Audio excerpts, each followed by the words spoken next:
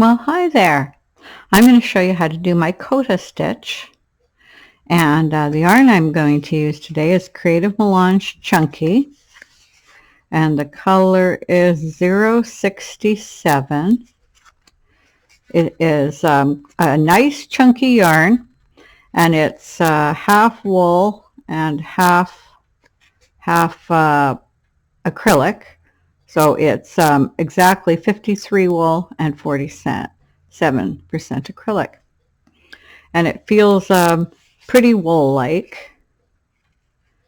It's not a very thick bulky, but it does go thinner and thicker, but not terribly so. And it is a roving type yarn.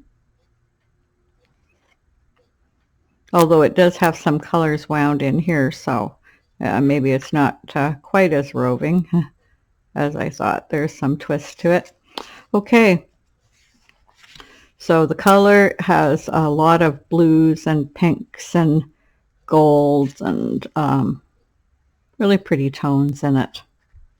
And you get 50 grams, 85 meters.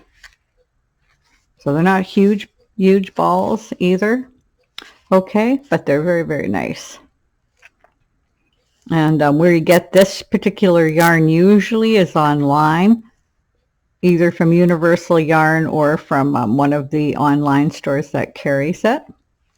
Okay, the loom hook that I'm going to use, this loom hook is from a company that was called, oh, I can't remember, We Handle, I can't remember the exact name, but they don't make them anymore, and they are thinking of making them again soon. So if that happens, then I'll put a link from now on when I'm using one of their particular hooks. We have a handle on this, I think it is. Anyway, this is what it looks like. It's a really pretty yarn, and what I like best about their hooks is they have an angle that goes up like that, and so when you're knitting it makes it go over a lot easier than when the hook is straight down. And it's also quite long enough to pick up more than one stitch.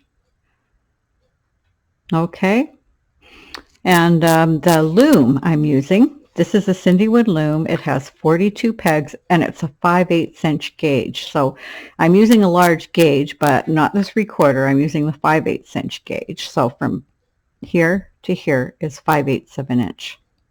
From the middle of the peg to the middle of the next peg. That's how you determine the gauge.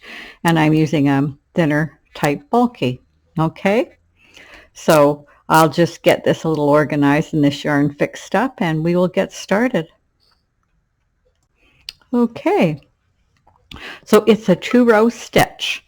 I have done 2 end pegs, and you can use even or odd. It makes no difference. And I haven't used any purls in this, and as you can see, it's not curling. But I did do a very, very loose owl eye edge to be long enough to go with this stitch. If you wanted to, you could use garter or do anything that you wanted to do, but what I did is I did a crochet chain cast on. And this is a stitch video, so I'm not telling you how to do it, really, but I am giving you enough tips you should be able to do a project. Okay, then you don't have to wait for me to do one. So it's a crochet chain cast on. I will have the link on my channel, and I'll have the matching cast off on my channel. So when you're looking at the video, look in the description and scroll down, and you will see the links. Okay, so I did 2 rows of owl eye, and I have lots of owl eye videos on my channel if you don't know how to do that. And I did an owl eye edge, which I'll show you. And then I went right into the stitch after I did the owl eye, 2 rows of the owl eye. So I've already done the edge, so we won't do that, but I will show you how to do it.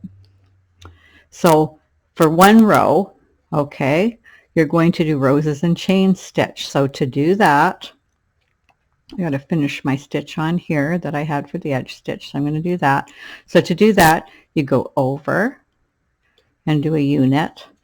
You come back and do a U-knit the opposite way, and then you go back and do a U-knit the way we're going. And that's all there is to stitch. Don't get too tight. It's a tight stitch, so you need to be loose. So see, I'm loose. And I'm just going to go over, come back over, and that's all you do. So there's 3 stitches on every peg. That one, this one coming backwards, and this one going this way again. Okay, this one, U-knit, U-knit going backwards, and a U-knit going frontwards again. U-knit, U-knit going backwards, and a U-knit going forwards again. Okay, that's all there is to roses and chain stitch. I have a video of roses and chain stitch if you want to go look at it more, but you should be able to get it. You can slow down this video if you need to. I like this particular stitch pattern in a softer yarn. I think it looks nicer, but you can do swatches, see how you like it. Now we're going to do the edge stitch. So how we do the edge stitch is I'm going to go over it in a U-wrap. Then I'm going to come behind it and go over it again and in front of the next peg, the last peg there, really loose. I want to make it really loose to go with the longer stitch because there's 3 stitches on every peg there. Okay, and then I'm going to come back over it, again being really loose. And then I'm going to go over it another U-wrap. And then I'm ready to do the next row. Okay? So, because we do 3 stitches, you can see this is quite a bit longer than when I started already. Okay? Now the next stitch we do is a pretty long stitch too. Now it's called Juniper Berry, and I do have Juniper Berry already on my channel. So you're going to go over it and around it and in front of it again. So you're actually wrapping it just like the Juniper stitch, but Juniper Berry is done different. We're not picking up the 2 bottom pegs. Instead, we're going to pick up the bottom peg and put it over the first 2. Then we're going to take the second one, and if you ever get confused, you can see that the top one is attached to this. This one is coming from that direction. So that's the one we're going to take over it next. And then just slightly snug it up. Not very much at all, because the other stitch we're doing roses and chain is pretty tight. It will tighten it up. Okay, so we go over it twice again, in front. Get a little closer here, in front, behind. Take the bottom one over the top and the next one over. Okay, go on to the next one. Bottom one over both and the next one over. Now I have another stitch pattern that has the roses and chains with Juniper. The difference between that one and this one is that the other one is very loose because Juniper is a lot looser stitch than Juniper Berry. So they kind of match up in a way, but one is much tighter and one is looser. Okay? Okay, so we're going to go over it. And also Juniper Berry looks a slight bit different, just because when we do this, we're going over both. So it makes that little thing you're seeing right there. Okay, and we go over the next one. But it is a similar looking stitch. It's not exactly the same. Okay, so you can get going quite fast. And if you ever get mixed up, like I said, you can separate them and then make sure that the top one is this one. And the bottom one, you can see is coming from there if you look at it. So you always want to go over the top one. And when you do this, one could accidentally go over the top. So you want to make sure you're doing it the right way. And then we do the edge stitch. So you're going to do that very loose like that. Come back over the 2. But you can use any edge you want, but this is the one I'm doing. And then very loosely, I'm going to come over them both again, making sure I loosen it up. there, and then going over this one the second time. And we're just going to look at the edge so you see what I'm doing here. So this is what the edge looks like. Make sure I got it in a good light here. Just a little darker there. Let's look at this side. It's in a better light. Okay, I've done this owl eye edge and it just blends in with this stitch. Right, and it's nice and loose, and see it still looks okay on the side. And it blends in and it gives this stitch a nice border. Okay, so let's do it one more time to make sure you have it. We go over in front because now we're back on row 1, roses and chain stitch. Now, so you don't get mixed up, you put down your work and you don't know what edge, I just clip it on with one of these pins, that safety pins that is plastic and comes in the sets for knitting and loom knitting and crochet. And I just put it through, and this is just a post-it note that I cut, but I just cut pieces of paper in a sort of a rectangle. I put on the name of the stitch, I put on how many rows it is, then I put down which one here on the back. Well, there's the name of the stitch. I put down row 1, what stitch I'm doing, row 2, what stitch I'm doing. Then I know which way I'm going. And the other thing you can do is say the name of the stitch you're doing and put L after it for left and R after 1 for right. I always start left to right, so I know my first one is going to the left. But if you mark it and you put it down, you'll know which stitch we're doing, and you don't have to start worrying and undoing it and trying to figure it out. Really helps a lot. When I'm doing a round pattern, I actually put it in the yarn I'm using. Just pin it to the label or to a piece of yarn that's in the ball. And sometimes I just put it at the bottom of the work and pin it on. Okay, and that way you just don't lose it and you know what you're doing.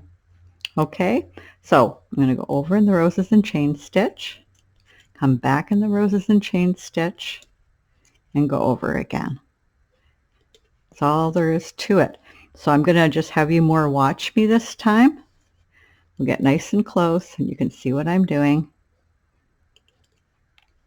And you can see how easy it is for me to take them off. I don't have them too tight. If you find that you're starting to really struggle, then just loosen up a bit. Okay.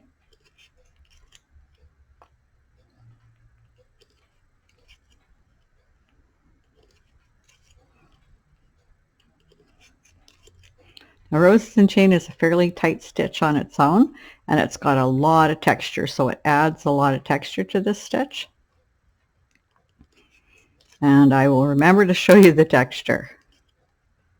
I think that's the only thing I haven't shown you about this at this point. Okay, now we're going to go over in a U-wrap, knit it off, go over both of them nice and loose, come back over nice and loose, and then one more U-wrap nice and loose. And now we're back doing Juniper berry stitch, row 2. So we go over twice, bottom one over the 2, next one over, wrap it, bottom one over the 2, next one over. I'll get closer just to make sure you can see. I don't want to get too close so it gets too blurry. Okay, over. Oops, I did the wrong stitch now. I lost my concentration. Okay, go over twice like that, over and over. Bottom one over the top, next one over, bottom one over the top, next one over, bottom one over the top, next one over. Okay, that's all there is to it. Really not hard. And then the border, I'm just doing this, and then back. Okay, nice and loose. Whoop. And I'll just do that last stitch on here. Okay, now we're just going to take a look at it. Here's what the stitch looks like. Of course, when you're finished, you're going to be stretching it both ways so we can see what it looks like. Here's what it looks like. I want you to see the texture, so see if I can get an angle where you can see the texture. Perhaps this way, more light, but it's a very, very textured stitch. The back of it looks like this. It's smooth. So if you were going to do a hat with it, be nice and smooth here, or a scarf wearing it against your body, nice and smooth. And your texture is all on this side. Okay, so I hope you enjoyed the video. Have lots of fun, and yes, as I said, you can make a hat. You can do this stitch in the round. It looks almost the same. Or you can do it as a flat panel. And we will see you next time. Bye now.